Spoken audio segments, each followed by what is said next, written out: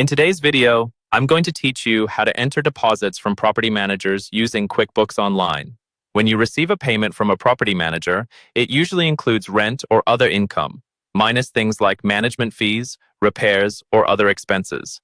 The goal in QuickBooks is to record that deposit so it matches exactly what shows up on your bank statement while still keeping track of the original income and the deductions separately. Let's start by opening the bank deposit window in QuickBooks Online. At the top left of your QuickBooks dashboard, click the plus New icon. From the list that appears, choose Bank Deposit. This is where you'll group the individual payments that were sitting in undeposited funds and record them as a single deposit that matches what actually hit your bank.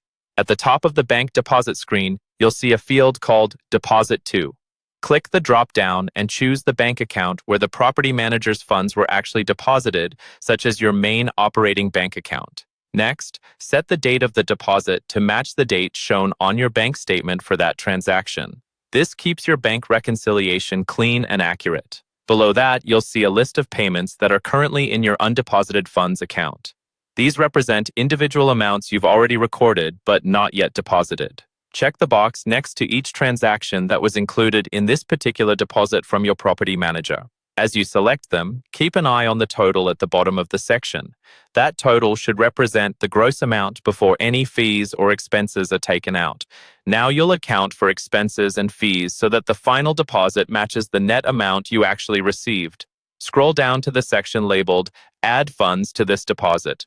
In this part of the form, you'll enter each fee or expense that the property manager deducted. For each one, choose the appropriate account, such as management fee expense or repair expense. In the amount column, enter the fee as a negative number, like minus $250.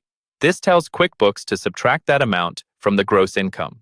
Repeat this for every deduction listed on the property manager's statement. When you're done, the net deposit amount shown at the bottom of the screen should match exactly what appears on your bank statement.